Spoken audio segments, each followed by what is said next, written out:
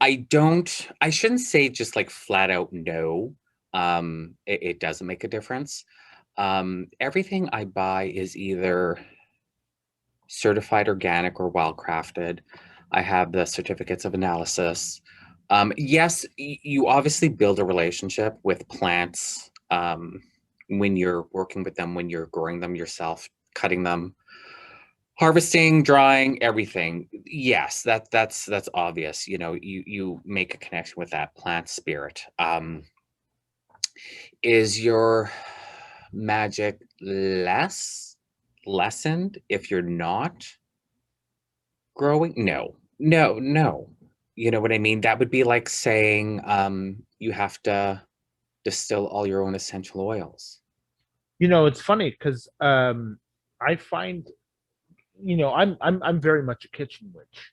Hmm. So when I'm cooking with things that I have grown myself, I find that there's a lot more juice there. Right. But like I can see the distinction between um growing your own shit and then like cooking with it and working in almost an industrial scale, Yeah.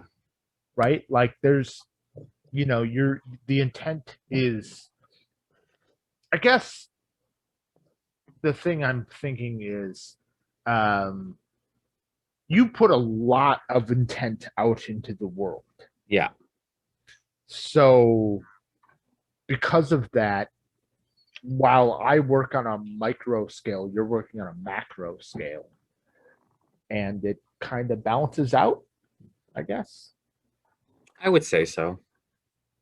I mean, well, obviously I have to believe that, or else what am I doing? Like with my business, with making the incense that I do make. So um You're gonna have to turn your other camera on. yeah, no, I will when I get back to it. I only have one more like little thing to do Heard. with that. But so before I do that, any more questions? Okay. So bear Nah, with. I was Me, just me, about. me. Oh, Oh, yeah. Morgan's got Sorry, something. sorry. Yes, Morgan. Yes. This is not a question. This is more like an advice or a tip. I am from Mexico. Mhm. You were saying at the beginning of the class that you were having kind of a trouble with copal, Yes. chopping it and that stuff. Here in Mexico, I don't know if where you live you can find it, but there's a purest form of copal that when they collect them from the tree, Hmm. it's the purest resin, and it is way more easy to work with. Is it okay? So there's a difference between resin and resinoid. So, but although like quite often, when you talk about essential oils, you'll lump in resinoids with that, like myrrh and banana are resinoids. Technically not essential oils, they're resinoids. Um,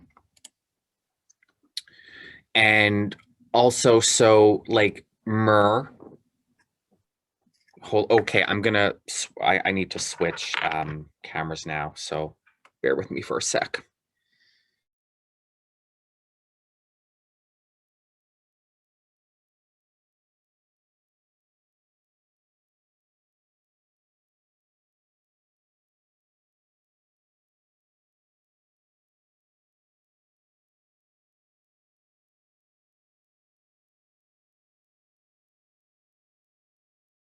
I guess if I unmute myself, that would be helpful.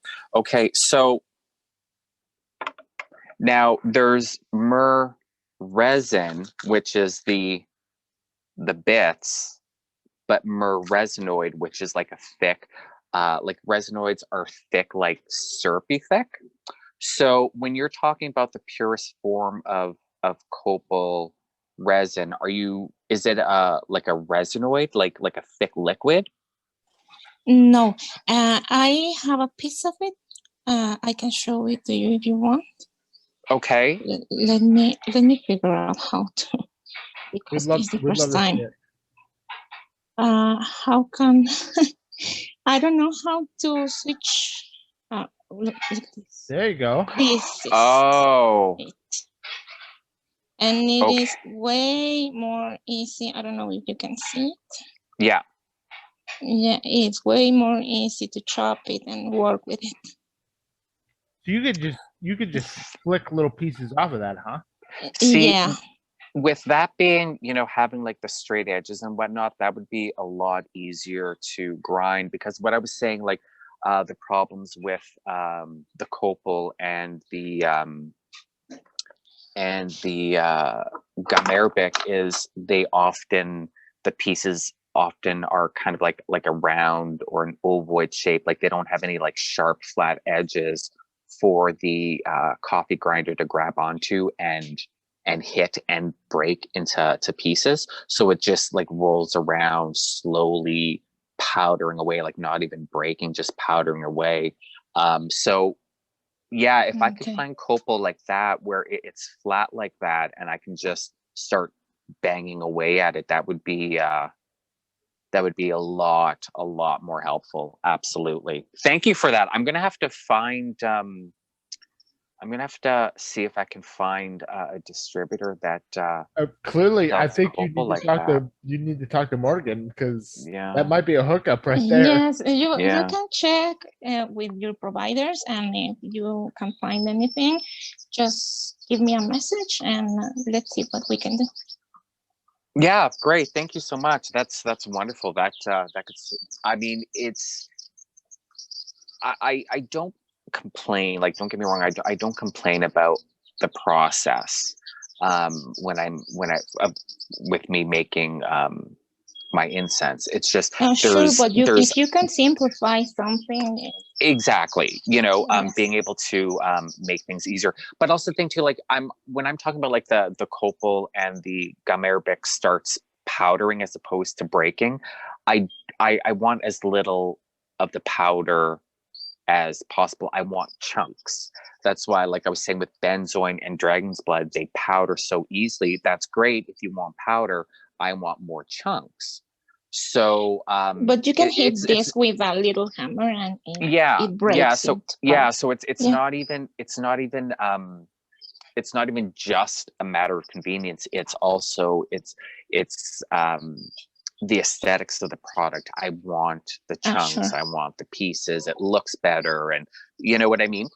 So no, that's Yeah. great. I'll if I can't find any suppliers that have copal that come like that, I'll definitely reach out to you. Thank you, Morgan. That's very helpful. You're welcome. Okay, if there's no other questions, the last thing I want to do, because this is another, oh, sorry. Are there any other questions before I continue on? Okay. This is another thing that I get a lot of people asking advice about, is how to work with charcoals. It sounds really obvious when you know it, but when you don't, you don't know exactly what's going on. So first of all, these charcoals, like these hookah charcoals, they come in foil rolls. Number one, keep them in the foil rolls. There's a reason why they're in foil. If these start taking in any sort of moisture, they're not going to light. They're going to be useless. Don't take them out of the rolls and put them in, a fancy wooden box that you found at your local metaphysical store, because they'll take on moisture and you've just wasted your money. So number one, keep them in the foil until you're ready to take one out to use. When you ignite your charcoal, you need to let it burn through completely. And of course, these charcoals obviously get very, very hot. So you're working with a heat safe vessel, my clay vessel. The same as lighting a hookah, right? Yeah, these are hookah charcoals.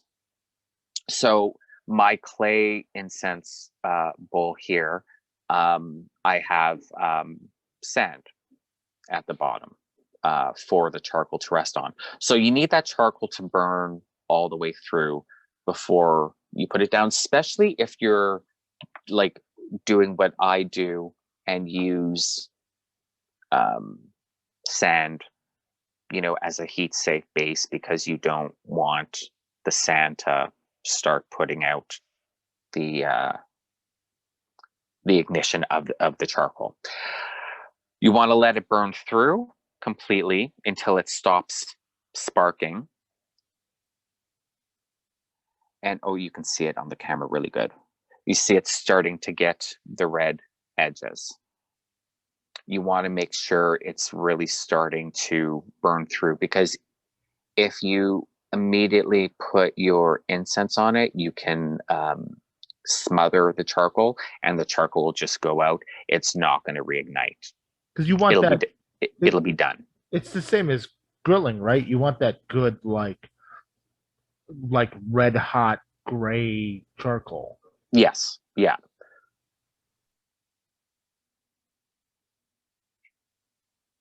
Just like that.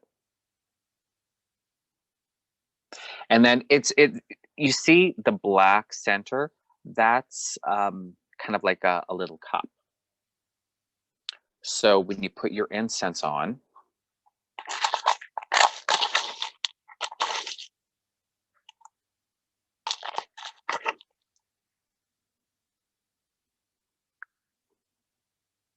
just let it sit in that cup,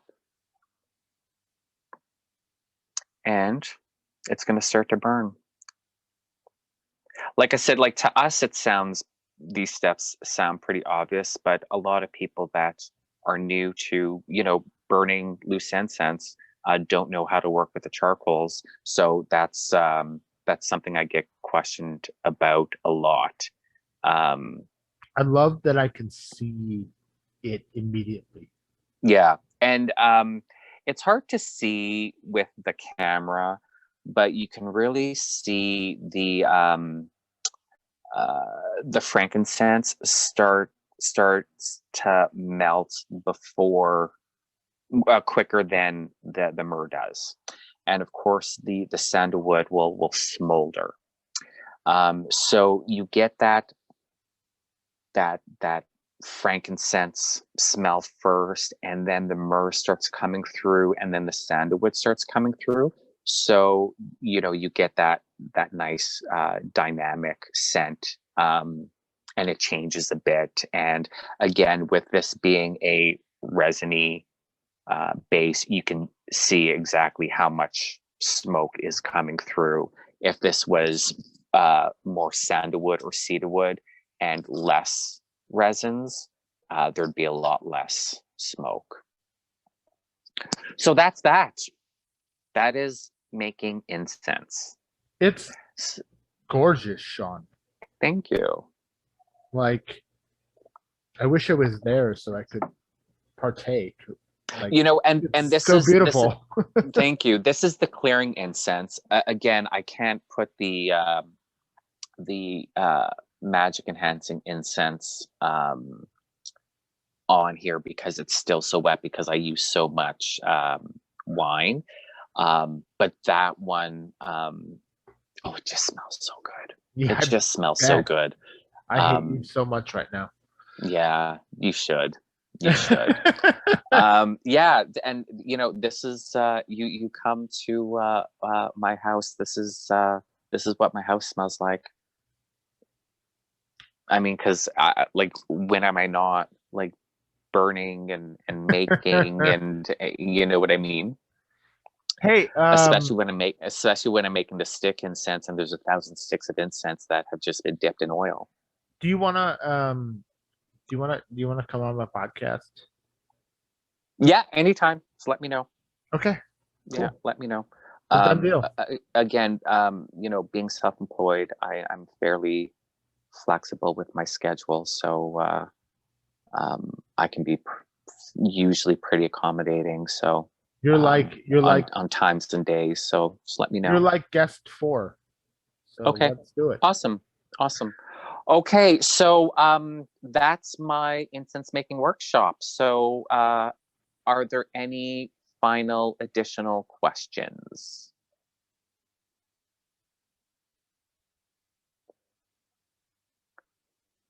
Okay, it doesn't look like it. So I want to thank you guys so much for coming. It was fun. I hope you learned something new. I hope you guys had fun. If you guys come up with questions afterwards, you can always reach out to me on Hyro. If you follow me on Instagram or Facebook or Twitter, you can also reach out to me there. If you want to follow me on Facebook, Instagram, Twitter, just search Laylo Gonzalwin. You'll find me. I'm the only Laylo Gonzalwin. So that'll be easy enough for you to find me. And yeah, so I hope you guys have a great day.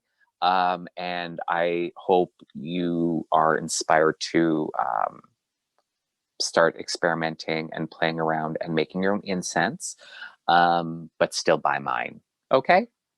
Bye, guys.